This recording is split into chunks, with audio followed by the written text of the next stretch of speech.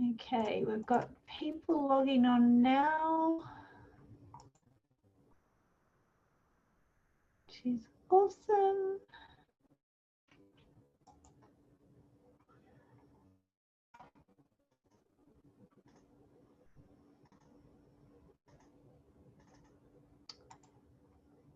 I'll just wait for a few more people to log on and then we'll get started.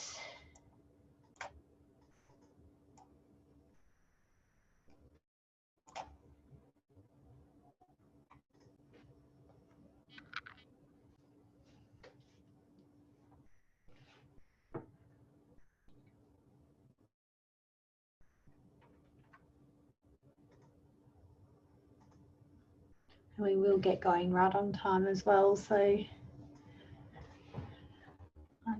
we're going to try and squeeze some extra information into this session, so we're going to have to talk really fast. But I want to make sure that we've got some COVID information in there for you guys as well.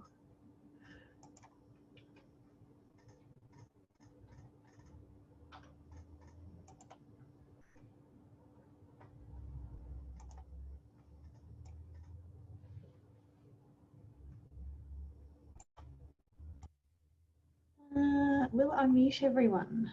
You will all automatically be muted. You should be able to hear me okay, so hopefully you can. It shouldn't. I'm just turning on my volume. There's no noise coming through, so yeah, you should all automatically be muted. Excellent. Now, if anyone wants to ask questions throughout this session, you can use the Q&A section. If you just want to chat to me, use the chat area there. I have also just put the link in to where you'll find all the information in Google Drive for the second part of the session. I know that all the information was emailed out to you guys this morning as well, I believe, but we will get going. So I had a chat to Dean last week and we decided to add in some information about COVID because I think there's a lot of really grey areas at the moment, and to be honest with you, I don't have all the answers. So I can tell you what I've researched and what I've found out. Yeah, Dean's just saying that he's online too, which is awesome. But a lot of this information we're not going to know until we get further information from Consumer Affairs or from government, and also from VCAT. So it's really, and I was chatting to Dean about this, he goes, yesterday, and I said, you know, it's really hard because property managers always want to know the answers. And unfortunately, with the information we've been given, we just don't have the answers. So I can tell you what I found out and then give you some speculation about stuff. Until we get it all, it's going to be a bit difficult. All right, so we're going to go and we're going to start first off with COVID. So we're going to run through this information that I've put together so far. After we get through that, we'll have a run at some RTA changes, that first part of the session. But if we don't get through it all today, then we'll just push some of it to next week. So it's no issue. I want to spend as much time as you guys need on the whole COVID because I think there's a lot of questions that people are going to need to ask.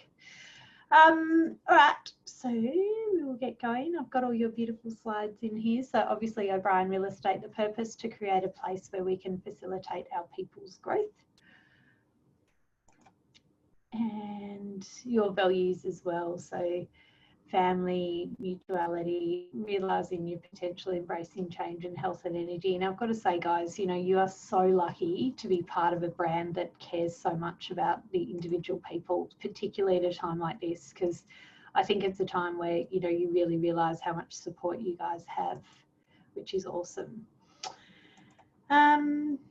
Just get my little chat back up again. Disappeared on me. Okay, so I want to just run through where things are currently at. And look, it's an ever-changing landscape as well. So we know that it is always changing. And yeah, we are sitting in the same room, so okay, no problem. Basically what happened is VCAT is still hearing cases, but primarily it's all about residential tenancies, guardianship, and some critical matters by phone. So matters that are deemed non-critical have been postponed to a future date to be set. VCAT's working really hard to hear more cases by phone. Obviously, you can't go into VCAT at the moment, and they have to expand their current range of services as soon as possible. VCAT will contact you to arrange a new date for your hearing. They will let you know the scheduled time for the hearing, and at the time of the hearing, VCAT will call you on the phone. By a phone hearing is no different. You got to make sure you're in a quiet location, you have all the relevant paperwork at hand. Further information on how to address the member and making the oath can be found on the VCAT website. And if you need further information or need to advise of an alternate number or party, you can call them or email them. I emailed them yesterday. I don't know if you saw it in the APMC, but I was trying to get some clarity around a few really grey areas. And I just got a stock standard email back today. They're not giving any further information or advice. And to be quite honest, I don't even know if they know, which is probably why they're kind of being very grey. The other parties with Consumer Affairs Victoria, I know they have hired extra people lately. Someone got someone on the phone the other day and they said, oh, it's my second day and I don't know what I'm doing, so I can't answer your questions. So just be aware that everyone's just in this grey zone at the moment, and we're just doing the best that we can. Make sure that you check today's hearing, so you can do that on VCAT to keep up to date with the hearing time. And due to capacity issues, they might not be able to remind you when your upcoming hearing is. So you want to make sure that you're keeping your phone free at the time that you think your hearing might be. They will inform you of your allocated hearing time in advance. If you cannot make the time, you should request a change of hearing date. If you miss the hearing, the member can make a decision and create orders. So if that happens, you've obviously then got to go into review, so that can be difficult. You can still apply for any matter that falls under VCAT's jurisdiction. However, all cases deemed not critical are postponed. If your application's deemed critical, they'll schedule that phone hearing. And if not, it'll be postponed. And they can't tell you when their non-urgent or non-critical ones will actually be heard. At this stage, they're just postponed. So you can check VCAT's website for updates. I jump on the VCAT website every day. I jump on Consumer Affairs every day, and I just have a look at all the information that's been put out for COVID and just seeing if there's anything extra that I need to update everyone about.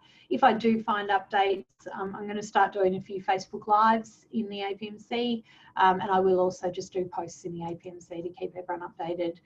But this is basically what happened. So changes were made to the residential tenancies hub as a result of the legislation that passed, the emergency procedures. You won't be able to make an application for possession based on existing notices to vacate.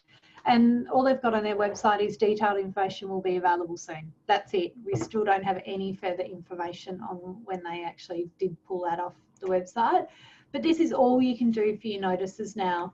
Now, someone said to me, oh, that's all right, I'll just go to Consumer Affairs Victoria and serve a notice, like a paper notice. Don't do it, guys. They've been removed for a reason. Even if you serve a paper notice, it's null and void. You just cannot do them at this point in time. So don't think you can be sneaky and smart and get a different notice, because you can't. It just won't work.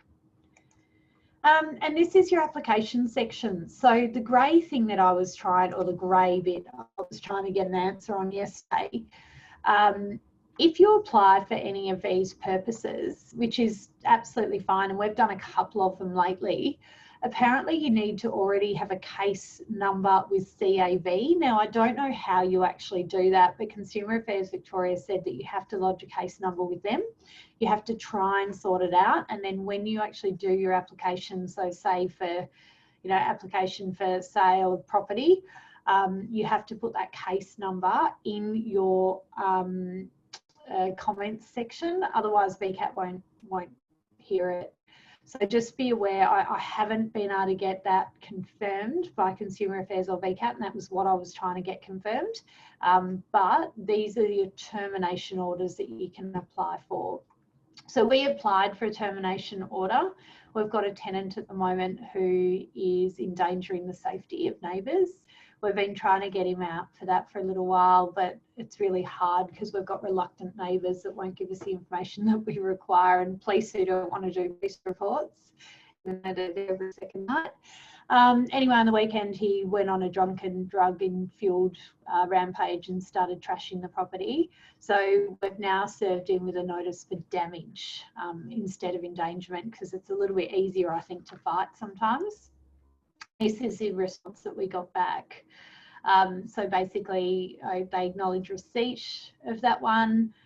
The landlord is without delay to provide to the tenant detailed explanation of the reason landlord wants a termination possession order, the date on which the landlord asked VCAT to order the end of a tenancy, and include documentary evidence on which the landlord intends to rely on at the hearing. Failure to do so would result in the hearing being adjourned. So basically, we need to send all that information through. And then I guess we wait again. So that'll be interesting. But yeah, that's kind of where we're at the moment. But that's as far as we've got with actually doing any of these terminations at the moment. Has anyone here done any termination notices yet? I know tenants, a couple of people have done the fail to comply with the obligations under a tenancy agreement or act, and that's the one that they're trying to do for late rent, where tenants are just not communicating. You want to get them out for rent. Potentially that could work, but yeah, these are all of your options at the moment. So what I did is I went on the VCAT, Consumer Affairs Victoria website. I keep getting them confused at the moment. And basically I've summarised all the information, which will give you a step-by-step of what you need to do. So new laws are passed, obviously, to protect tenants from eviction, allow tenants to negotiate a rent reduction if they're suffering financial hardship, and I'll go through that. The new laws are in place for 6 months from the 29th of March. It means tenants can't be evicted if they're served a notice to vacate for rent arrears due to COVID. Well, we can't serve a notice to vacate for COVID now. If a landlord has served a notice to vacate on or after 29th of March to a tenant who can't pay rent because of financial hardship, it is not effective. So the new process, rent relief. A landlord, if a tenant is suffering rent relief, then a landlord does have to try to come to the party on that. So first of all, a tenant would have to work out how much rent they can afford to pay and prepare the information to help negotiate with the landlord. So, you know, there's tenants there that just ignore you.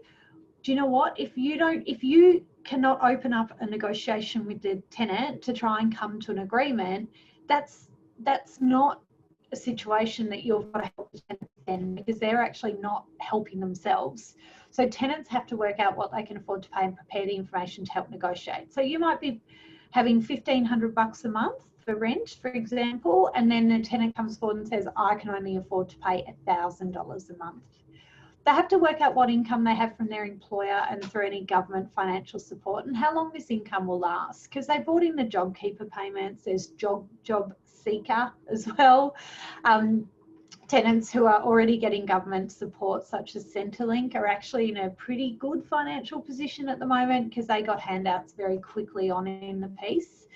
They have to find out if they're also available for the rent relief grant, and that's a one-off payment of $2,000, which is paid direct to landlord. And I've given you the website there for that. There's heaps of information step by step. Tenants also have to consider any savings that they have. And obviously we want to really be careful that we're not doing financial advice. You know, don't go and tell them to access their super, guys. We got that pretty clear from ASIC. But we need to make sure that they are actually in financial distress, because a lot of people will try and take advantage of this situation as well. They have to determine what essential services they will be incurring, for example, food, clothing, medical, utilities, phone, internet, education and vehicles expenses, and work out the rent they can afford to pay with their reduced income. So as a guide, paying more than 30% of gross income in these circumstances would be considered rental hardship. So more than 30% of gross income. Now that's household as well. So if you have a hubby and a wife, hubby's earning, you know, they're both earning 150 grand a year, let's say, and then wife loses her job, but hubby's still got his. Well, are they then paying more than 30% of gross income? Because if they are, it would be rental hardship, but if they're not, it would not.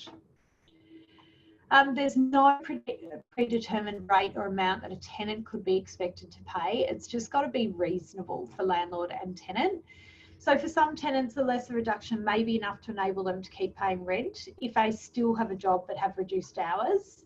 For other tenants who rely on government financial support, a significant reduction may be needed. So as a guide, more than 30% is considered hardship. Tenants should put all their information together to present to landlord. If they have supporting info such as termination letter or application for Centrelink, they should be provided as well. If a tenant's not paying rent or has advised the landlord that they are having trouble paying their rent due to COVID, landlord must try to come to an agreement with them about the rent they can afford to pay. So landlords would have to be clear about what reduction they can afford them to pay as well, because you could be in a situation where your landlord's actually in financial strife. Landlords may be able to seek support through insurance, mortgage lender, land tax rebate as well, or rent relief grant. With the land tax rebate, I've got a couple of properties at the moment that are at the moment vacant, properties I own, and we can't find a tenant at the moment just because of everything. The market's a bit crappy. So basically with those properties, I've been able to go for my land tax rebate because the property currently can't be tenanted due to COVID. So it's not just a situation where you've got a situation where you've got, you know, the tenant living there that's affected by COVID and you've reduced the rent. It's that the property's vacant, you can't let it due to COVID, you can actually go for that land tax rebate as well. Rent relief grant is mentioned as well, and a landlord can ask for supporting evidence from a tenant such as a notice of employment termination and evidence about Centrelink. So Pamela said, what about tenants that are not entitled to job seeker, JobKeeper or any Centrelink payments due to not being Australian citizens and cannot pay rent whatsoever? I don't know. There was something the other day that came out, Pamela, that some people are getting some financial advice, financial support. The government is providing some level of financial support to those people. I haven't looked into it in great detail. I can look into that one and get back to you though. I think in those sort of situations where they can't pay rent whatsoever, I just don't know. I don't know whether you'd be able to get them out or not. Has anyone else had a situation like this with the non-Australian citizens? We don't have any, so I haven't researched that one. But I will find out. I'll try and find out for you and let you know. Then you'll have a situation where you will have to negotiate a rent reduction.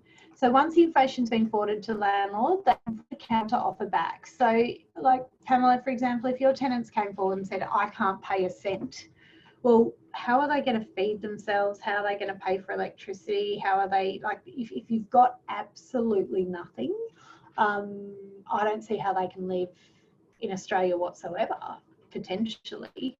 And if a tenant said, I can't afford to pay a cent in rent, then I don't think that's a fair negotiation on back of the landlord either.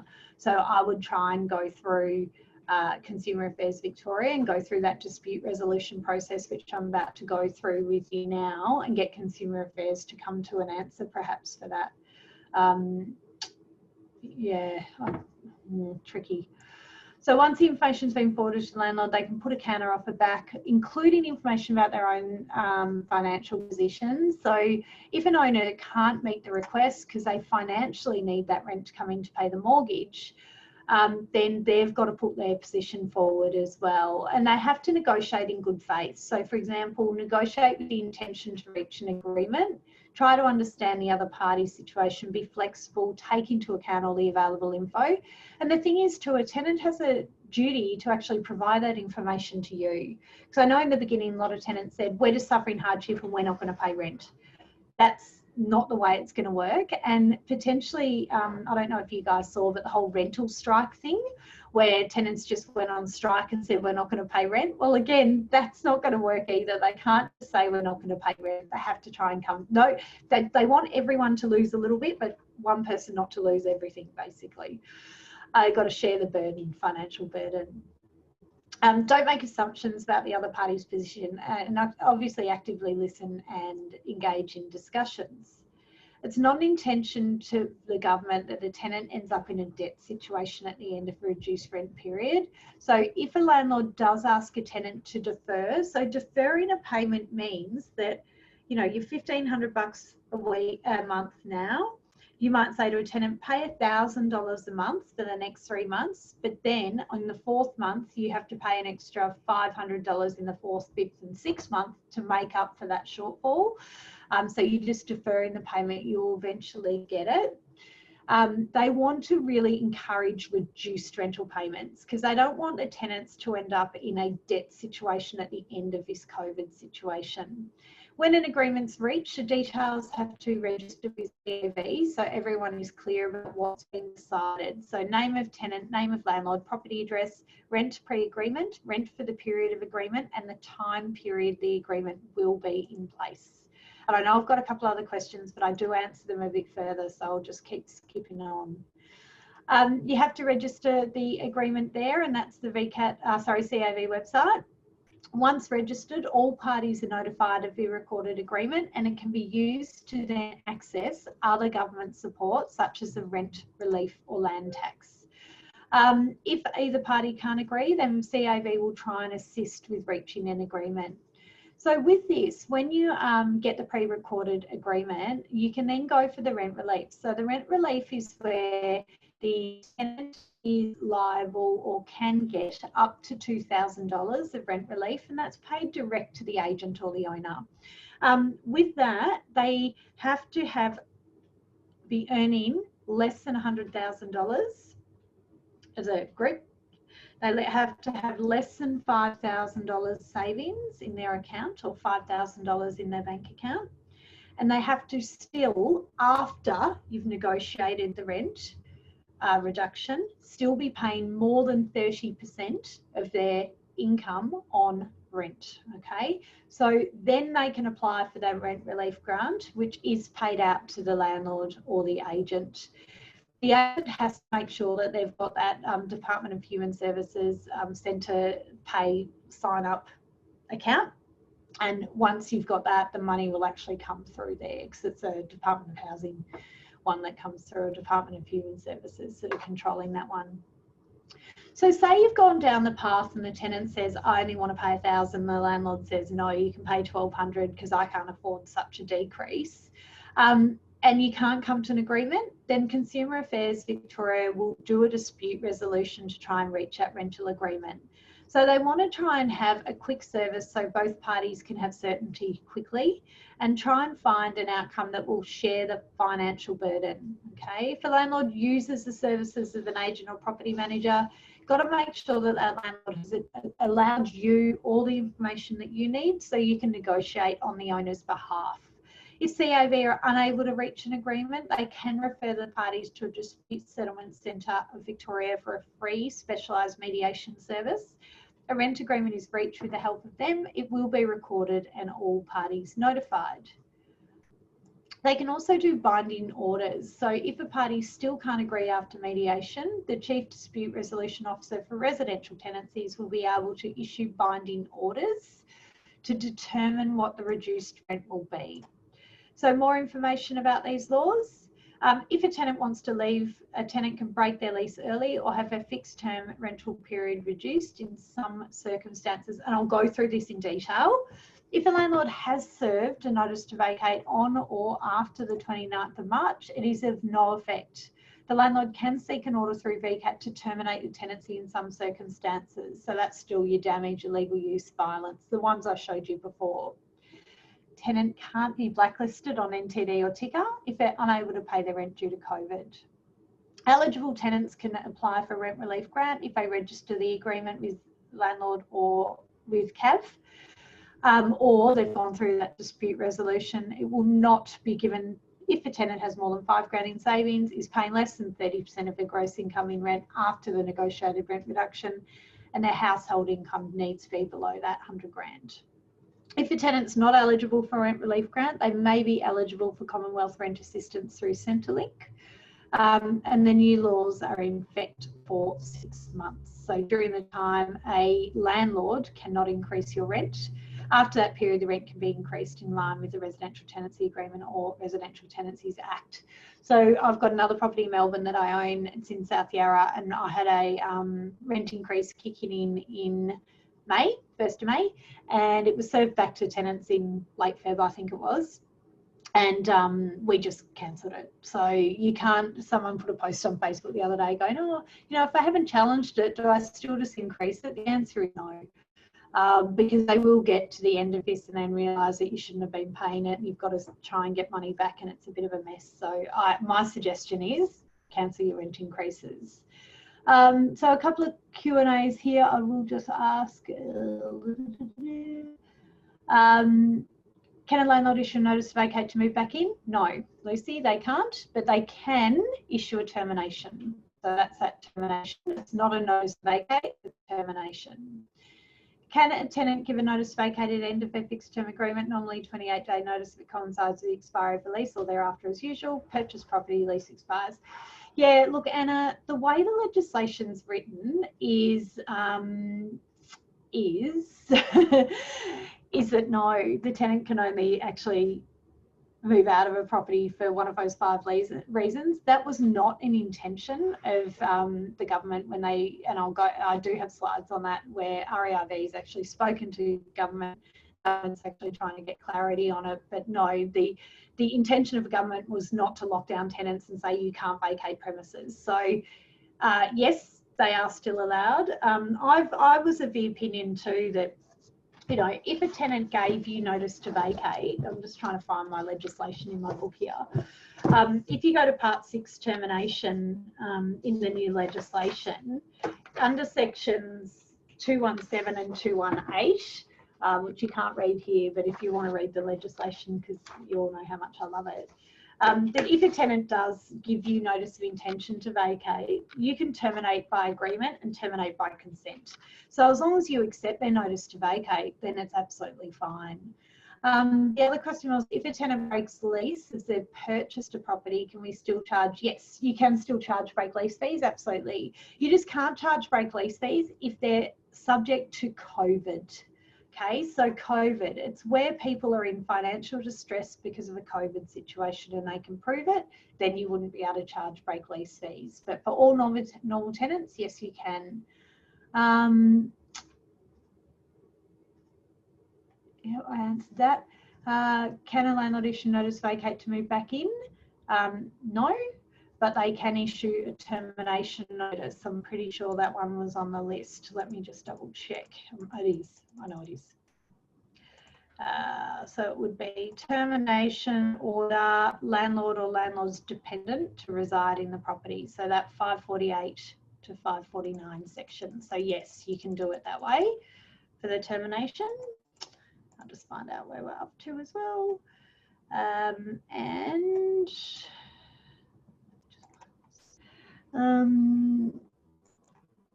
28 day, that's fine. Property's been sold and the landlord wants to issue 60-day. The tenant is suffering hardship. Oh, Linda, I don't like your chances. Yeah, I really don't know. And I think until we actually start playing with these, we're just not going to know how it's going to play out. Because what they're going to look at VCAT, and I'll go through this when I run through the legislation part, is who's going to be worse off under hardship under this situation if we allow this to happen or not. So let me get to the end and then I might try and answer that one, or I think I'll probably answer it as I get going. And can the landlord serve a notice for repairs?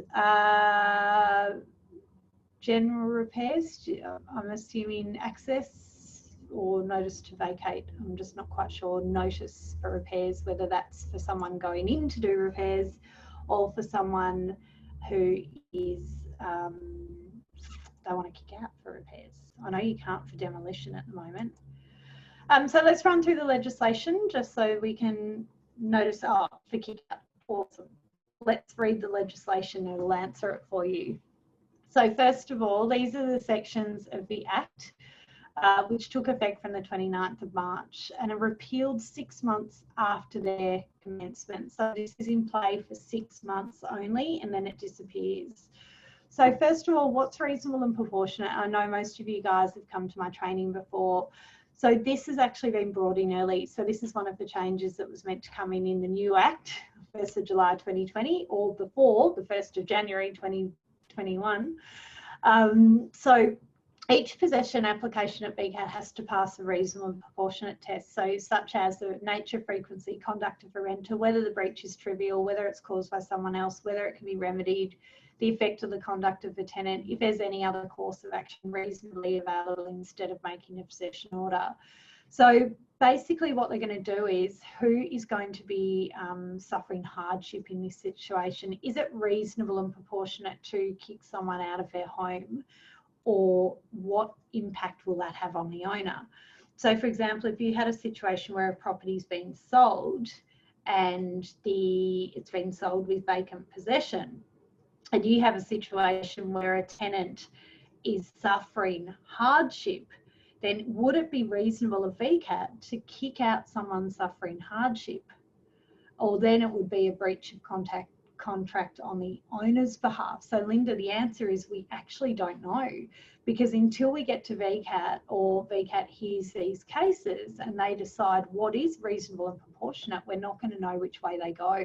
As a reasonable person, I would say that the tenant should be kicked out and the contract of sale go ahead, but VCAT may not look at it that way. They might say, well, contract of sale is null and void, or contract of sale, I don't think that's a null and void, but put off, or the new owner has to take the tenant as part of his process. I'm not sure. Suspension of rent increases. So this one's really clear. A landlord must not increase the rent payable under a tenancy agreement or give the tenant a notice of proposed rent increase under section 44 to a tenant.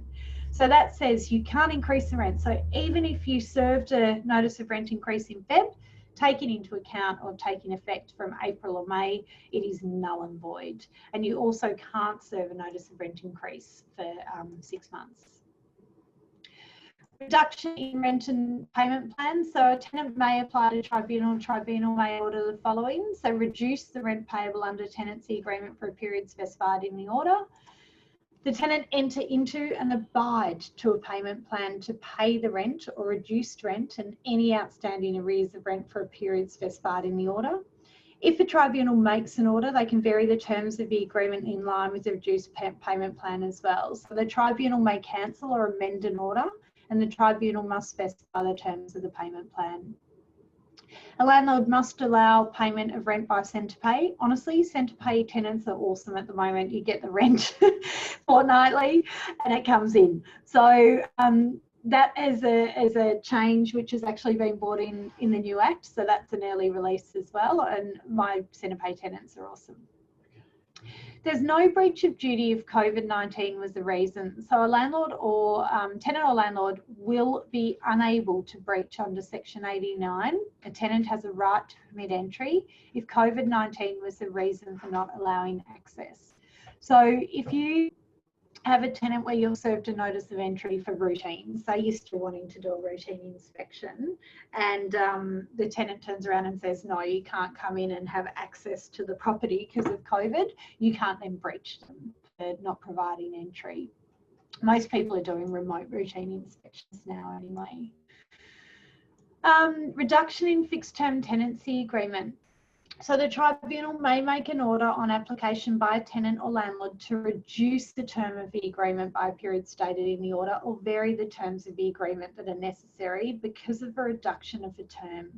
They may only make an order if they're satisfied that the severe hardship which the applicant would suffer if the term wasn't reduced is greater than the severe hardship of the other party if the term was reduced. Okay, so they're looking at hardship on both sides. No notices to vacate. So all of these notices to vacate have been removed. Damage, danger, condition of premises, non-payment of rent, failure to pay bond, failure to comply with a tribunal order, successive breaches, illegal purpose, permitting child to reside in the premises, false statement to housing authority, assignment or subletting without consent, landlord's principal place of residence, repairs, demolition, use for business, occupied by landlord or family, sold, public purpose, end of fixed term tenancy, tenant no longer meets eligibility, pet kept without consent and no specified reason. However, they've allowed termination notices to be served, not for all of them, but for some of them. They have allowed termination notices to be served. Now, who put up their hand? Christy, hold on. All right. Christy, you put up your hand. Did you want to say something? Sorry. Yep, there you are. Gotcha. I thought I sent it. What about a 90-day end of lease? It's not there. So what happens if, obviously, say my tenant needs to vacate in August? Yeah. What happens after that if we can only serve the one in the first initial lease? I actually don't know. I don't know. That's one of the really tricky ones. The other one is 120-day no reason, because they've removed that and they haven't given us another option for that one. And I honestly don't think that one's going to come back. So for those people that were trying to get them out on 120-day no reason or a 90-day and fixed term, I just don't know. I don't know if that means we can't get them out or whether they're going to give us a different option to use. And these are some of the questions that I know REIV's been pushing with VCAT and Consumer Affairs as well, but they're unable to be given an answer on it yet. And the other thing is we don't have the regulations yet. So they've given us the legislation, but they actually haven't given us the regulations. So we're hoping once we get the regulations that that will hopefully help and we'll have a bit more clarity around how they look at a whole lot of these different things. But until we actually get that extra information, I just don't know. Yeah, it's a tricky one, and I'm not going to have all the answers today because we actually don't have all the information that we need. Oh yeah, Christy did put that in there as well, which is good. Okay, so we'll keep clicking forward. When can a tenant give a notice of intention to vacate? So this is the one that's had the biggest amount of confusion, and Anna put this one up before. Basically, a tenant must not give a landlord a notice of intention to vacate rented premises unless they require special or personal care, they have a written offer of public housing with DOH and require temporary crisis accommodation. The tenant is suffering severe hardship. The tenant can give 14 days notice to vacate on or after the end of a fixed term, or if the tenancy is periodic. And this is what REIV wrote. There's been a lot of confusion around section 545 of the RTA, which seems to prohibit a tenant from giving a notice of intention to vacate except in certain circumstances. The REIV has spoken directly with the Director of Consumer Affairs on the 30th of the 4th and has confirmed that 28-day notice of intention to vacate can be given by tenants in a periodic tenancy, or obviously, you know, ending fixed term tenancy for them as well. So while they're still in a tenancy period. Notwithstanding some individual interpretations of the new clauses in Residential Tenancies Act outlining the emergency provisions, CAV and the Minister's Office have both confirmed in writing to REIV that it is and has always been their intention that their ability for the tenant to provide 28 days notice in a periodic tenancy remains in place. So for anyone that's sitting there going, no, you know, tenants can't give notice, they actually can. And I had a couple of people who they did put on Facebook that some agents were not allowing tenants to give a notice to vacate at the moment, and that's just not an intention of the government. That's not what they're trying to achieve here. Tenants are not liable for compensation or break lease fees charges. So a tenant is not liable to compensate a landlord for loss suffered, including loss of rent due to a lease break, if a tenant is subject to a situation in 545, including that severe hardship. So if you have a situation where a tenant is in breaking their lease because they've been given, you know, personal care, public housing, temporary crisis accommodation, suffering severe hardship, you can't charge and break lease fees, okay? Any other situation, you can charge break lease fees, okay? So terminations. A tenancy agreement does not terminate unless the tribunal makes an order of termination or it is terminated under section 217, termination by agreement, termination by, or 218, termination by consent, 219, termination after notice to vacate, 220, abandonment, 221, sublet, 224, merger, 225, disclaimer, 226, termination before possession, or 228, termination after death of sole tenant. Section 216 applies despite any law or act to the contrary. A tenancy agreement does not terminate and must not be terminated except in accordance with this division. Okay. You can apply to tribunal to terminate. So a tenancy agreement can apply to tribunal for an order terminating a tenancy agreement.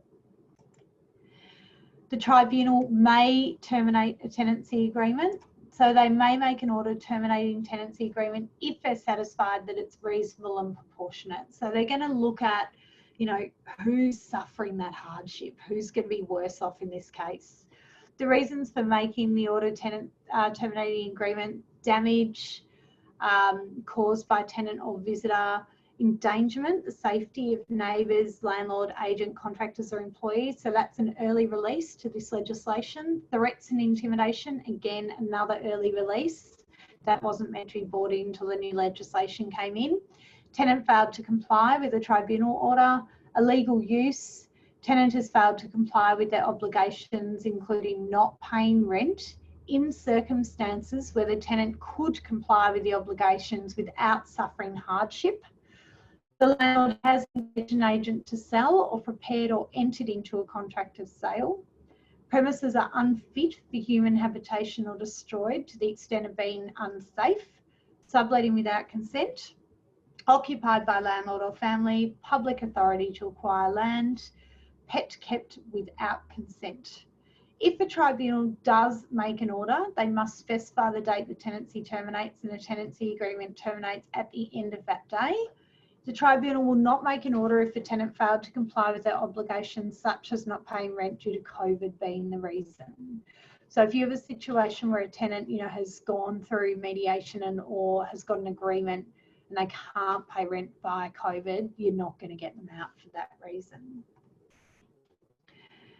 An owner can apply to tribunal for a possession order terminating the tenancy, or if a tenant hasn't delivered up vacant possession as well. So you can apply for that. Let me just go through this. Oh, the alternate procedure for possession's been removed as well. That was being removed in the new Act, so no changes there. Further matters to be considered by the tribunal. So they break leases now taken into account at tribunal as well. So that is something that they were bringing in as an early release. So break leases. So the tribunal will calculate any compensation payable on application under section 210, such as determining advertising costs and reletting fees that is proportionate to the actual cost of securing the renter.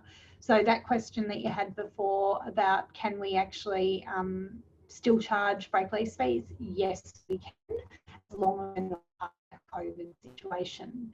So they give the example that you can charge advertising costs, you can charge a pro rata let fee and rent until the property's relet.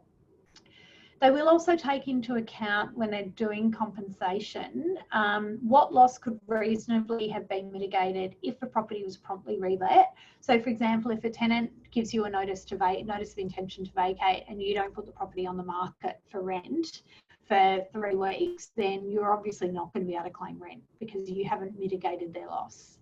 They'll look at severe hardship that the tenant would have suffered due to an unforeseen change in circumstance if the tenancy continued. And they won't award any compensation for loss of future rent if the landlord has served a notice to vacate on the tenant. So obviously that's what it is now. You serve a notice to vacate on tenant, tenant moves out, it's not a break lease. They will also determine compensation payable after a tenant gives the landlord a notice of intention to vacate under section 237 as well. The tribunal may make a possession order, ordering a tenant to vacate the rented premises if they're satisfied that the tenant is still in possession after termination date in the order and it's reasonable and proportionate to do so. You can't list them on that database, NTD or ticker, if they couldn't pay the rent due to COVID. They're doing transitional provision on this one. So this section applies to an application made before the commencement of COVID legislation. The application must be dealt with in accordance with this Act, and VCAT Act is in force at the time the application was made.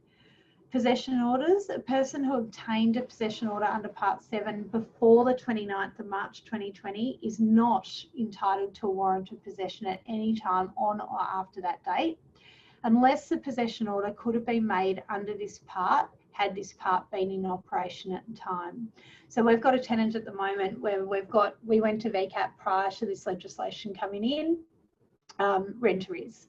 Tenants horrendous, been crappy for years, you know, those tenants. Anyway, we got the warrant of possession and the COVID legislation came in, but the police won't actually execute the warrant now because they said that, you know, it potentially wouldn't have been created during the COVID. So we're going back now to VCAT to say, can we actually have you order that the police let us carry out that warrant of possession? Because this is not a situation that's COVID. The tenant has been in arrears since the start of the tenancy. So we're still working through that process with that particular tenant. And we'll just have to see how we go with that one. Notices to vacate. So a notice to vacate given to a person before the 29th of March 2020 that specifies a date, termination date on or after 29th is of no effect. So if you've served a notice to vacate on a tenant where they're meant to be out of the property in mid-May, I would be doing a termination notice now because that notice to vacate is of no effect. And obviously this part is repealed 6 months after its commencement as well. So I'm just going to have a look. Oh, thank you, Anna. Yes, I can't get rid of that box at the moment. I'm not sure what it's doing there. It's done that to me before. Let me just find the little chat. Okay. This is REIV suggested wording on your termination orders as well. So damage. So basically, if you're going to be doing these termination orders, so damage, you've got danger, you've got threats and intimidation, this is a wording that you should put in that comments box. And I've got them all listed here for you.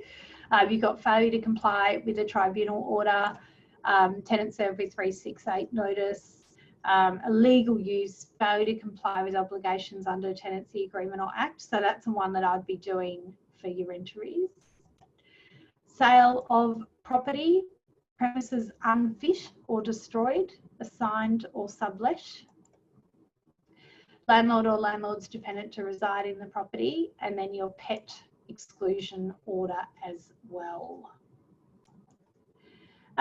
Virtual routine inspections. So a lot of people are moving on to these now and they're awesome. So we've started using Inspection Express today. We got to have play around with it a little bit early. So we've set up all the templates and I know my team has sent out a few today. You've got Inspection Manager. I'm not sure you guys what software you're all using. Rent Find has one out and Property Realm's another really good one. Property Realm's good because you pay per inspection, so you don't have to subscribe for use, which is awesome. So you basically subscribe or you join them for nothing and then you pay $10 an inspection, but you guys might actually have a relationship with a different supplier, but I just wanted to show you what options were out there. A lot of people are just doing Zoom as well. So the RTA changes have been postponed to a date no later than the 1st of January 2021. So what that means is, well, as soon as COVID's under control, the changes come into play. So now is a good time to prepare and we're going to go through some of those, but I will just look at the Q&A and set up a different PowerPoint first. But start speaking to your clients and consider doing, regular webinars or update them on topics such as COVID and RTA. So we've just created a Zoom webinar that we're going to do shortly, and we're going to stream that to Facebook, and we're going to use that as a bit of a marketing thing for our Geelong agency. And I think also short videos and regular phone calls as well. So it's more important than ever to connect with your clients. So, I know a lot of property managers, the tenants put in a rent request reduction, and they've just shot out this, you know, really not personal email to their clients going, your tenant's done this, this is what you need to do. I would not be doing that. Now is the time to get on the phone and you know, build those relationships with your clients and just say, hey, just let you know we've had this come through. I want to talk to you before I send it out to you, just so that we can have a discussion about how it all works. Because I just think that there's a lot of people out there that really want that conversation and want to talk to people rather than just having it, you know, a quick little email, for example. Oh, IRE have function for free. Awesome. Yeah, I wasn't aware of that one. Forgot about IRE. But yeah, that's awesome. And I know, like Inspection Express, we don't pay for that either, which is just cool. So if you're using IRE, then that's perfect. I just want to make sure I've answered all of these questions. We have an owner challenging a tenant vacating at the end of a fixed term, wants to hold them in the property. What do we do if the owner wants to challenge this? No evidence of financial hardship from either party. Danielle, they can't. Jump onto, and I don't usually recommend this to people, but Tenants Victoria, Tenants Union website, they've got heaps of information on there at the moment, and it's actually really clear and concise information. So maybe head them towards that, have a read of that. I think REIB have sent out some information, put some stuff in writing as well. And Consumer Affairs Victoria, no, I haven't seen any information on there yet. But I would definitely look at Tenants of Victoria website. But you can't hold a tenant to staying in a property. What do you think a workaround for end of fixed term tenancy application will be after COVID to end a tenancy on the grounds they can't issue a notice under temporary laws?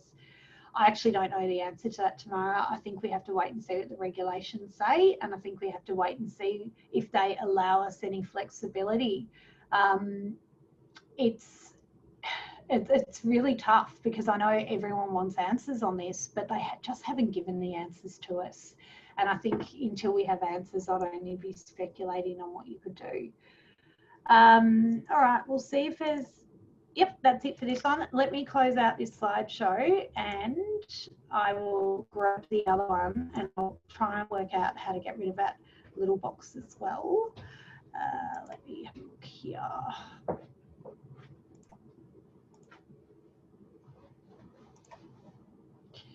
Okay. All right, so this is our next one. Let me just, nope. I knew it would be fun when I had to actually swap them over. Here we go. I'm organised now. She'll love it. Cool. All right. Notice of repairs. No, I don't believe you can kick out a tenant for repairs at the moment. Just so you know that one. Same with demolition. They've taken that one away from us. So it's going to be difficult to be getting tenants out. You can always try those termination notices, obviously, to try and get tenants out of properties. But it's a really tricky situation. And I think when you think about it as well, what the government's trying to achieve by bringing in this legislation is keeping everyone in their homes. So if they're going to allow us to just kick out tenants for a variety of different reasons, then they're not in their homes and therefore they're not in their safe place. So I think at the moment, more than anything, we're just in a holding pattern. We're getting as much rent in as possible to try and keep everything flowing, including our fees and commissions, and we're just trying to make sure that, you know, owners aren't freaking out and tenants are paying their rent. And for those that are suffering severe hardship, then we will have to negotiate and reduce those rents for them. But for those that are just trying it on, bad luck. Like if they don't meet that hardship for rent arrears, for example, then, you know, really we don't have to negotiate with those particular people. So we have only had, I think they've done 2 or 3 now where we've actually put them through Consumer Affairs and we've come up to the agreement. Our agreements at the moment, we're doing a month at a time. So we're trying not to do them, you know, in advance, like for 3 months, because we don't know. Situations change so rapidly. And I don't want to be in a situation where I'm saying to an owner, hey, reduce your rent and reduce it for 3 months, and then in a month's time the situation changes as well. Yeah, good. Danielle agrees. It's hard, isn't it? Because I know what I would do as a reasonable person, but it doesn't mean that every single one of your landlords and tenants are going to be reasonable people as well. And I just said, I have, know some people that have said their landlords just purely refuse to help a tenant out. And in that case, I would just go to Consumer Affairs, say you can't reach an agreement, and get Consumer Affairs to mediate it out for you. So if you've got a situation where a landlord is being completely unreasonable, or if your tenant's being completely unreasonable and you're just at loggerheads, just say you can't reach an agreement and then get Consumer Affairs to reach that agreement for you. And then it's not you saying that you have to do it or trying to negotiate it out. Anyway, it's tricky. It's fun. So we'll run through this quickly. So obviously some of these slides I've covered with you guys before, but you know that there's 130 changes coming. Quite a few of them have been brought in with this COVID legislation, including so your endangerment, your threats and intimidation, taking rent via centre pay, break leases, and safety. So your so when you've got a tenant that is causing, oh my God, I can't remember what it is.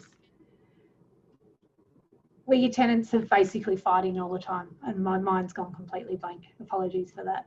But yes, that's been brought in now as well. So the bill is more than 130, and they are bringing them in. They are going to come in any time up until the 1st of January 2021. So just be aware, if this whole COVID situation relaxes in a couple of months' time, then the changes to the RTA will come in early. So it's obviously a once-in-a-generation opportunity to review the settings that have been in place since 1997. They want to rebalance that market. They did open it up to public comments in the very beginning. There were more than 4,800 public comments. They've now been looking at the regulations, and they put them out back in November, and they opened up the public comment.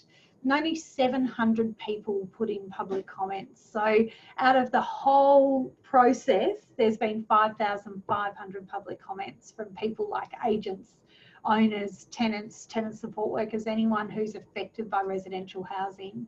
And think about the millions of people affected by residential housing when you include caravan parks and rooming houses and residential tenancies and government housing as well. It's massive. So I don't think the public really got very involved in what they were doing. So this is a review timeline. They were rolling out all the training communications and they kind of put it off. But the new laws will come into effect any time before the 1st of Jan. So tenants are going to be renters, landlords are rental providers, and a lease will be a rental agreement. Agent stays as agent, which is great. We don't change. Penalty units, so one penalty unit's $165.22, and that will increase by 5% on the 1st of July. It increases by that every year. And the biggest change in legislation is a massive multiple change in those penalty units, and I'll show you some of them today. So the changes that are already put in place, the Commissioner for Residential Tenancies was appointed, and her appointment was back on 10th of September 2018. Now it's her job to bring together all the government organisations, so Consumer Affairs, VCAT, everyone. She's pulling all the information together. And her job is to expose market practices and gaps that erode the rights of renters, initiatives to further increase renters' understanding and knowledge of their rights, pursues opportunities to strengthen the rights of renters, supports the development of improved dispute resolution processes, and other mechanisms to enable renters to exercise their rights, assists in the implementation of the amendments to the RTA to ensure the reforms improve renter experiences, and then works with government and stakeholders. Now, I don't see someone here driving this force who is looking at the rights of owners as well. And I personally, my opinion, feel that the legislation has gone too far in the tenant's favour. But I'm not saying it's not unworkable, but I just think it's not as balanced as what I hoped it would be. However, if you go and talk to tenants of Victoria, they think that it's gone way too far in the landlord's favour still. So you're never going to get a balanced view. Long-term leases, I don't know anyone that's going to do them.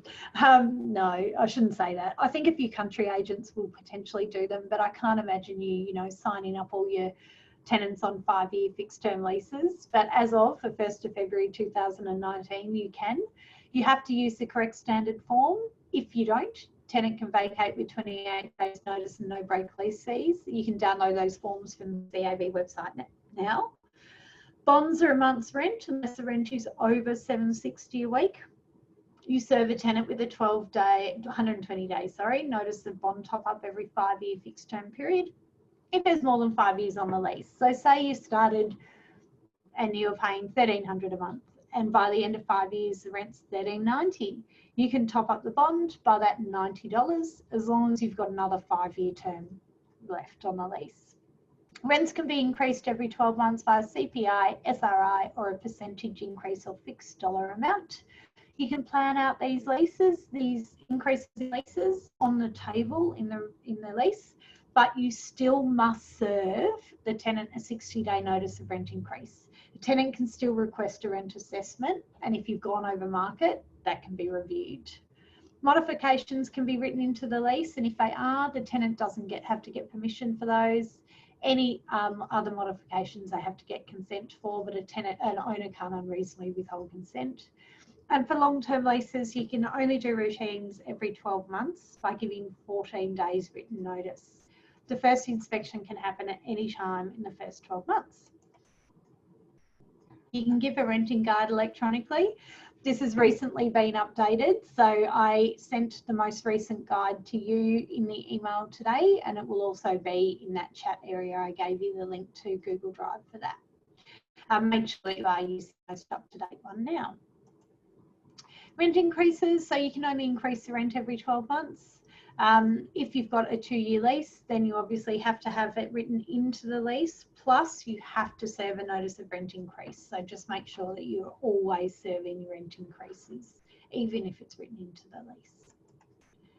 Pets, I go through this in part 2, but basically new laws on pets and renting came into effect on the 2nd of March. Tenants must now request their landlord's consent. Landlords can't unreasonably refuse consent. Does not matter when their lease started.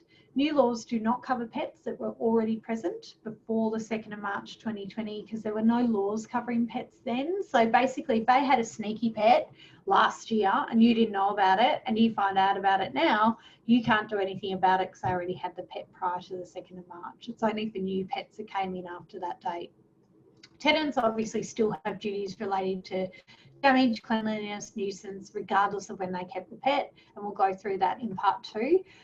There has been a VCAT case which has gone forward on this, and the agent lost, meaning that the tenant was allowed to keep the pet. The owner's argument in this case was their insurance policy didn't cover for pets. They've had damage done by pets in the past, unapproved pets in the past, and they're allergic to pets and didn't want a pet in the property. VCAT basically just looked at it and said the pet's suitable for the property. It's a house on a 700 square block, I think it was, square metre block, big, and it was a puppy and it's suitable. So basically, and it's an older style house. So yeah, the landlord lost. I did post the written reasons in the APMC. There was also an article done by Domain, I think it was Domain on that one, which I posted in the APMC. So if you have an owner that wants to challenge a pet, maybe that could be really good information to hand out to them so that they can see how VCAT views it. Because you don't want to waste your time either. So Consumer Affairs is the best place to visit. I jump on there, as I said, every day, but I'm also looking at any of the changes to the rental laws as well. You can subscribe to their newsletters, follow them on Facebook, and we're going to go through the first 10 fact sheets. We'll get through as many as we can anyway. We'll come close, I think. This is the fact sheets, so the key reforms written in plain English for everyone, affected by the changes to renting laws. So with those fact sheets, they get given to your tenants and your landlords, basically. So They're good for you to read as well because they're really simply written. However, I would be really referencing back to the detailed reference guide more than anything else. So that you look at the reference guide, but send out the fact sheets to your clients. There's also a PowerPoint presentation, but it hasn't been updated lately, so it hasn't included a whole lot of things like pets. So I don't know if I'd be giving them out to people. So we'll run through as many as we can. So first of all, replacing the terms landlord and tenant. So tenants are renters, landlords are residential rental providers or rental providers, and tenancy agreements will be residential rental agreements. So they're your main wording changes across the whole of the legislation. I haven't got my head around it yet, by the way. Rental providers must have a reason to end a notice to vacate, to end a rental agreement. So under new renting laws, a rental provider must use a valid reason to issue a notice to vacate to a renter. They cannot issue a no specified reason notice to vacate. Valid reasons include sale, change of use, demolition, and landlord moving back in. Previously, you could obviously serve your 120-day no reason. And as I said, guys, I actually don't know if that one's going to be coming back at all. So when you think about it, they've removed that notice to vacate from the hub now. And say, you know, September, they say, okay, well, you get your notices to vacate back at the end of the COVID situation. So we don't have to do terminations anymore. We can do our notices to vacate. If that was the end of September, October, well, if the legislation's going to change at the very latest January, if you served a 120-day notice, no reason notice to vacate in October, you've got October, November, December, legislation's changed. Your 120 days would go beyond when the legislation wouldn't be enforced potentially. So that's why I say I just don't think it's coming back. And look, that's my speculation, but I wouldn't be relying on the fact that you think that's going to be there to use, because I don't think it will be. Threats and intimidation, this one is in now. So a rental provider may give a notice to vacate if a renter or other person occupying the premises has seriously threatened or intimidated the owner, the agent, contractor or employee, and then minimum notice period. So that came in the COVID legislation, that's in now. Pet is kept without the rental provider's consent. So a rental provider may give a notice to vacate if you've got a VCAT order saying that the pet has to be excluded from the premises. More than 14 days has passed and the pet is, since the date of the order took effect, and the pet's still there, it's a 28-day notice to vacate. If a notice to vacate has been issued incorrectly, if a tenant believes that, they can challenge a notice to vacate at VCAT. And if a renter doesn't vacate, an owner can apply to VCAT for a possession or an eviction. Amended reasons for damage. So damage has been changed. So a rental provider may give a renter a notice to vacate if a renter or renter's visitor by act or omission intentionally or recklessly causes serious damage to the property, including safety equipment, for example, a smoke alarm. So the previous version did not refer to safety equipment and did not include a note providing the example of a smoke detector. The provision did not previously refer to the act or omission being intentional or reckless, and it no longer includes the word malicious. And there's no minimum notice period for this one. So I actually like that one better. It's written a lot better than previously. Danger. This one's in now. So this is where the rental provider may give a renter a notice to vacate. Well, obviously it's a termination notice, but you know what I mean. If a renter or renter's act or omission endangers the safety of occupiers of neighbouring premises, or the rental provider or the provider's agent or a contractor or employee, no minimum notice period. So if you have a tenant that walks into your office and starts smashing up with a baseball bat, serious act of violence, then that would be enough to get them out of the property. If they start abusing neighbours and getting into fights with neighbours, that's another one as well. CA will give us endangerment interpretation, same with threats and intimidation. We're just waiting for those. I was hoping we'd have them out already, but we don't. Amended reasons, so for end of fixed term, so that one's obviously not sitting there at the moment, which is annoying, but the reason only applies to a fixed term rental agreement if and the rental provider may only give the renter an end of fixed term notice to vacate at the end of the first fixed term. And this is where it is going to be really, really tricky, because if you're coming up to the end of fixed term during the COVID period, and that's your opportunity to get them out, and then when this new legislation comes in, you can only do it at the first fixed term. I just don't think they've thought through all the options. The date of termination must be on or after, so they're going to provide slightly flexible end of lease terms, meaning that you could go slightly over that end of fixed term date and still be able to serve that notice to vacate for end of fixed term, as long as it's on that initial fixed term only, so the first lease.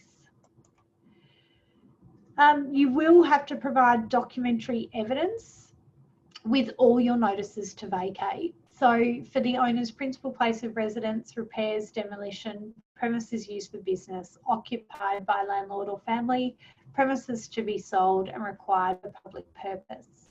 So previously you only had to give or take that documentary evidence to VCAT if it was challenged, but in the new legislation you'll have to serve it with your notice to vacate. So your owner calls up and says, I want you to kick out my tenant because I'm going to move in at the end of the lease. You will have to say to the owner, that's nice. Consumer Affairs Victoria has given us a list of documentary evidence we require. You will need to give us a stat tech from the family member moving in, and I will need to serve that with the notice to vacate before I can serve it. Otherwise, it's invalid. So just be aware that they're doing that in the future. And that's the information that was actually in the original amendment bill back in 2018. They've also provided this one. So look at the fine on this one, nearly 25 grand. So basically, say your landlord says he wants to move back into the property and then he doesn't. So you serve a notice to vacate, the tenant moves out.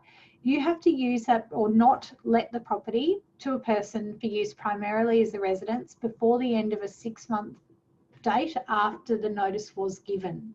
So if your tenant stayed for the 60-day period plus postage, then you technically only need to keep that property vacant for 3 and a bit months, and then you can relet it.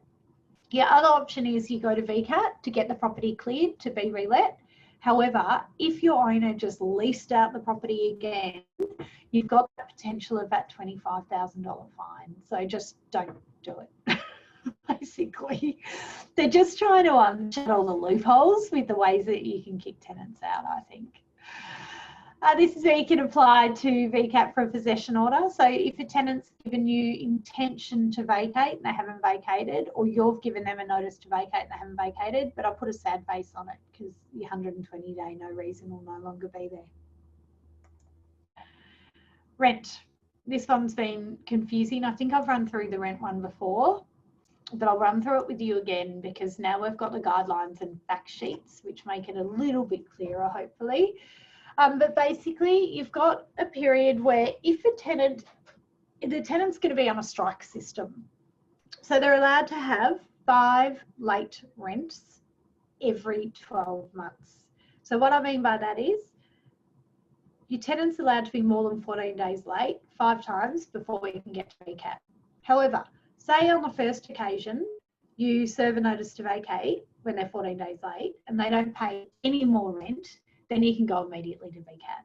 But if you have a situation where they, pay the rent then it basically clears it and then you start the process again. So I'll run through what I mean in detail. So a 12-month period, why is it important? It's the first 12 months of a rental agreement and every 12 months following that. So the strike system does not start when the tenant is first late. It starts at the first day of the agreement for 12 months and then it resets and does it again. In each 12-month period, a renter can receive up to 4 notices to vacate for late payment of rent. If they pay back the overdue rent within the 14-day notice period, the notice acts as strikes against the renter but are otherwise of no effect. If a renter does not receive any more notices to vacate for unpaid rent in the current 12-month period, the strikes will be cleared at the start of the next 12-month period. For example, they get 4 strikes in the first year, paying back the overdue rent within the 14-day notice period. The next year they receive a fifth notice to vacate for unpaid rent, but because this is a new 12-month period, it's regarded as the first strike for the new year, and the rental provider cannot seek a possession order. Also, with this, make sure that you're tracking it properly. And if you have a situation where it is a first term lease and your tenant is in arrears regularly, kick them out, because your ability to get a tenant out really sits on that initial lease term only. Once you go into subsequent lease terms, your ability to get tenants out is really restricted. So I recommend to everyone that if they don't have a perfect tenant in the first 12 months, start again. So the first 4 times in 12-month period, a tenant is given notice to vacate if they pay all the unpaid rent on or before the termination date in the notice is of no effect. Means that if you have applied to VCAT for a possession order, VCAT must dismiss it. If a renter does not pay all the unpaid rent on or before the termination date in the notice, the owner can apply to VCAT for a possession order. In determining whether to grant possession, they may issue possession, they may put the tenant on a payment plan, they may put the tenant on a payment plan if it considers that it wouldn't be a financial loss to the landlord. If they are put on a payment plan and they adhere with that payment plan, then VCAT will automatically dismiss the application for possession. If the renter does not comply with the payment plan, VCAT may make a possession order. And in deciding whether to place the renter on a payment plan, VCAT may refer the renter to a financial counselling service. Okay, so all the while their rent arrears are clear. On the 5th occasion, so if they've got the 4 strikes, they've got the 4 strikes against their name. If they don't get any more notices during that period, the strikes are cleared, clean slate, start again. However, if they get a 5th strike, notice to vacate for unpaid rent in a 12-month period, the notice to vacate is valid, regardless of whether the renter pays back the rent owed within the 14-day notice period or not. If a renter does not vacate within the 14-day notice period, the rental provider can apply to VCAT for a possession order, meaning the renter can be evicted. Not will be, can be. VCAT cannot dismiss the application on grounds that the renter can pay off a rent on a payment plan. If they receive a notice to vacate for unpaid rent but they don't pay, if they receive a 5th strike in a 12-month period, they don't pay it back, then you can apply for a possession order, meaning they can be evicted. When deciding whether to make a possession order, they'll look at whether the tenant can pay the rent back on a payment plan. If a renter is placed on a payment plan and makes the payments, VCAT will not make the possession order. VCAT can make a possession order if a payment plan is not feasible or if a renter is placed on a payment plan but doesn't make payments. This is a new one that they brought out that I thought was really interesting. So a rental provider can apply to VCAT for a compensation order for unpaid rent if a rent's at least 14 days overdue, even if a renter has made a partial payment. So if a renter has been at least 14 days late on the rent on 2 previous occasions, is late with the rent on a 3rd time, on the 3rd time you can apply for compensation order immediately rather than waiting until it's 14 days overdue. So an example, Jackie's 5 days late with the rent and she receives a notice of a VCAT hearing saying that her owner has applied for compensation order. Jackie's not sure why she's received this, as she knows that rental providers cannot apply for compensation unless the rent is at least 14 days late. This is usually correct, but it's the 3rd time that Jackie's been late with her rent. The previous 2 times she was at least 14 days late. This means that a rental provider can apply for a compensation order even though this time she's less than 14 days late with rent. And if she wants to dispute it, she must now attend the hearing at VCAT. Now, I don't know whether compensation is the rent that's owed or the owner's out-of-pocket expenses for having late mortgage, or whether it is, your application fee at VCAT, for example, to go to VCAT for this. But depending what it is, you can obviously get to VCAT quicker than waiting till the rent's 14 days late. So it could be more of a scare tactic for those tenants that are starting to play the game. If you want to try and nip it in the bud a bit quicker, than having to wait 2 or 5 occasions. But I want to find out what they view compensation, because if it's just rent and the tenant's 1 day late with rent, there's no point going to VCAT potentially. But I want to wait and see how that one plays out. This is a reasonable and proportionate test. This is in the legislation now. Okay, so this is one I've run through with you before. So the nature, frequency and duration of conduct of a renter, whether it was trivial, whether it was caused by someone else, whether they're part of a DVO, family violence situation. That's what I was trying to think of before, family violence. So that's in the Act now. Whether the breach has been remedied as far as it can be or can be soon. The effect of the conduct of a renter, whether there's any other order or course of action that's reasonably available instead of making possession order. They don't want to kick out anyone. So the case requires the behaviour of the owner or agent, and anything else that the tribunal considers is relevant. So just be aware that's in now. Limiting the use of our end of fixed term tenancy notices. So we can only do this on the first fixed term. I'm really hoping they change their mind on that decision. I think this is going to have the biggest detrimental effect. After receiving the end of fixed term notice, tenants can give their rental provider a notice of intention to vacate. Okay, so with these, the tenant, as soon as you serve any notice on a tenant, whether it be a 60-day for a reason or a 90-day end of fixed term, a tenant can give you a 14-day return notice irrespective of end of lease term.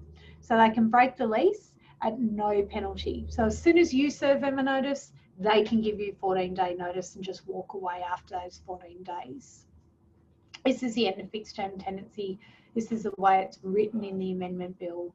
So you can only give a tenant notice to vacate the rented premises at the end of the initial fixed term, and it can specify a termination date that is on or after the date of the end of the initial fixed term. When they say after, it's slightly after. So I don't know whether they're going to allow 30 days, 60 days, 90 days, a year, 5 years, slightly after. So what we're doing at the moment is our 14 and 15-month lease terms, just so we've got an extra, I guess, trial period with the tenant to decide whether we want to keep them or not. We only want to keep our good tenants. So allowing those flexible lease terms on your initial lease term only. Notice to vacate has to be given with sufficient notice, so making sure that if it is a lease agreement of less than 6 months, then it's a 60-day notice to vacate. If it's more than 6 months, 90-day end of fixed term tenancy notice.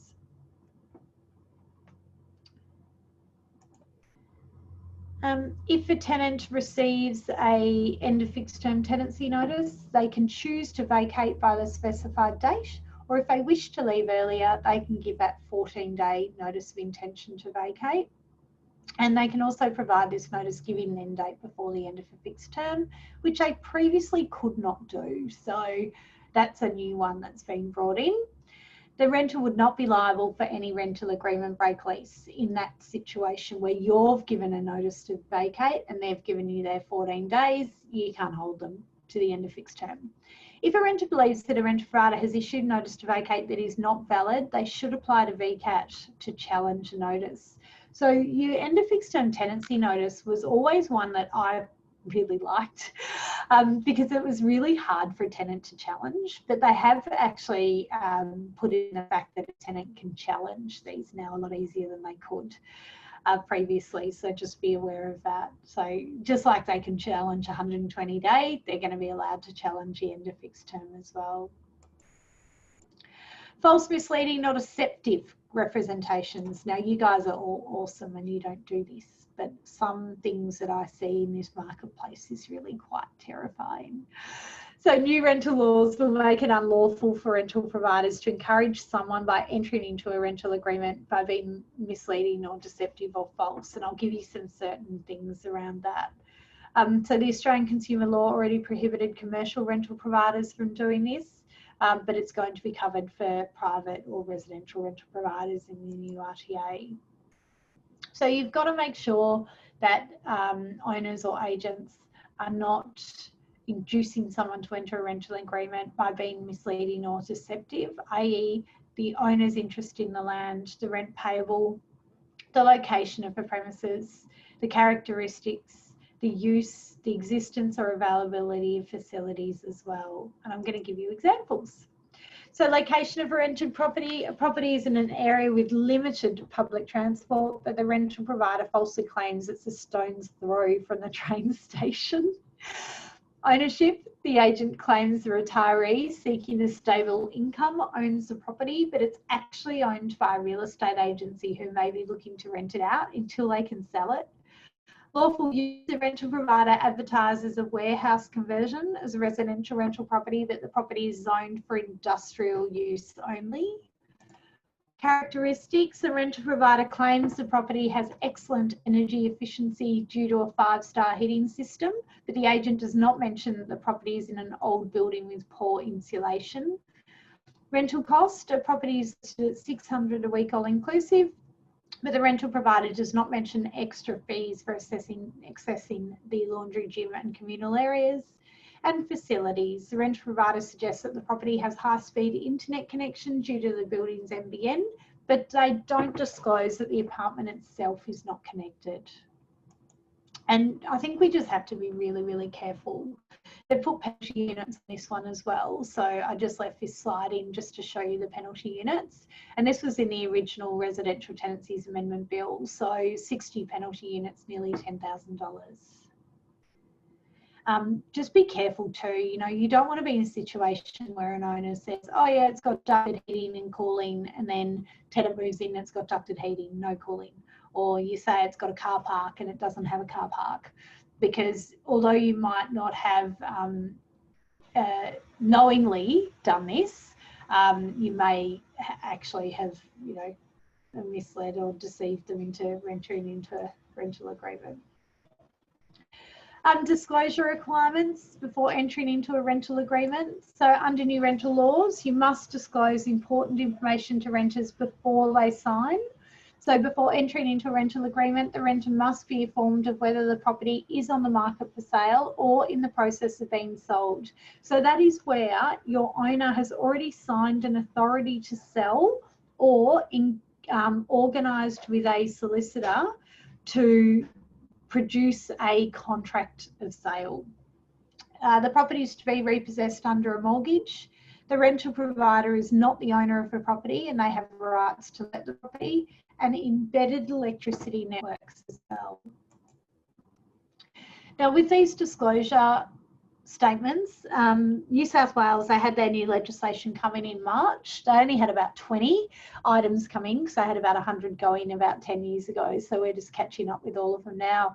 But basically before they lease out any properties, their owners have to do disclosure statements on those properties with this sort of information, as well as other information as well regarding the safety of the property. So structure, that the property is structurally sound, it doesn't have mold in it, hasn't been affected by drugs or hammers in the property, a whole lot of different disclosure things. So I have a feeling we're going down that path as well. And an agent can't legally rent out a property unless the owner signs off on that disclosure statement each time the property is rented. Okay, so just be aware that's what's coming in New South Wales, and we're probably going to go down that path as well. So they're those things I told you before. You've got to make sure that if a disclosure requirements are not complied with, the renter may make a general application to VCAT, which could make a compensation order or another order as it sees fit. So embedded electricity networks, this is where you've got a massive block of flats. So you've got 200 apartments and you've got AGL that owns the rights to that building. So AGL's bought the electricity for the building and your tenants can only sign up with AGL. Then what you would need to do is you would need to disclose that information to the tenant when they move into the property, because the tenant doesn't have a right to negotiate the best amount of money they can for their electricity plan. They have to go with that one supplier. So you need to provide them with the ABN and trading name of the embedded network operator, the phone number of the embedded network operator, and the electricity tariffs or all associated fees and charges that may apply to the customer in relation to sale of electricity, or where that information can be found. Okay, so for me, if it's a website and you can just give them the link, I'd be doing that rather than always updating the information about the electricity tariffs, because they change as well. The other things that you need to disclose, sorry, I think I missed a bottom one. Yeah, the rented premises or common property is known by the residential rental provider to be the location of a homicide in the last 5 years. Now, it doesn't say anything about suicide or natural causes. It does just say homicide. So we'll have to see if we get anything extra. If a property has been used for the use, trafficking or cultivation of a drug of dependence, has been used for the storage of a drug of dependence, has been assessed to have friable or non-friable asbestos in the property, if it's been affected by a building or planning permit that's been lodged with the relevant authority, if there is also any notices or building works that have to be undertaken, such as cladding, water leaks, structural issues affecting the rented premises or common areas. And again, this is something that in New South Wales, an owner has to sign off on. A couple of property managers were saying, oh, we sign them on owners' behalf. No, your owners have to sign them. You can't sign them on their behalf. It'll be interesting to see if we follow New South Wales with the guidelines or whether we're going to get something slightly different.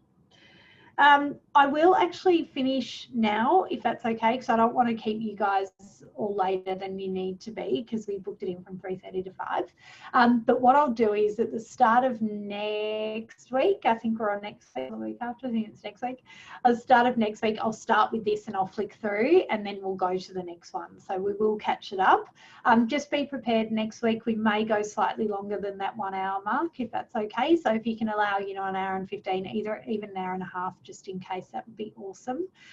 Also, if you have any questions relating to COVID between now and then, just keep a note of it and then ask me next week. So I'm happy to put forward some question time. And again, I'll give you the answers I know. If I don't know anything, I will look it up. And Pamela, I will try and find you the link to the information I found about people who aren't Australian citizens. So if you email, I've got your email address anyway, but if you shoot me an email, I will try and find out that information and send you the link to it as well, just so that you have that there. But yeah, anything that you guys want me to cover next week, even send me an email and I'll pop it in a folder, and then I'll just make sure I cover off on it all during the week as well. But hopefully it was a little bit helpful. I'm sorry I don't have all the answers, but to be honest, no one does. CAV doesn't, VCAT doesn't, you don't, I don't, no one does. All I can tell you is I've researched as much as I can. And then as new information comes to hand, I will share it as well. So if anyone has any questions, I'm happy to stay online now. Otherwise, I will obviously catch up with all you guys next week. We have recorded this one as well, so if you need to refer back to anything, then I will send that link through to Stephanie. That's awesome. All right, guys, I'll see you next week.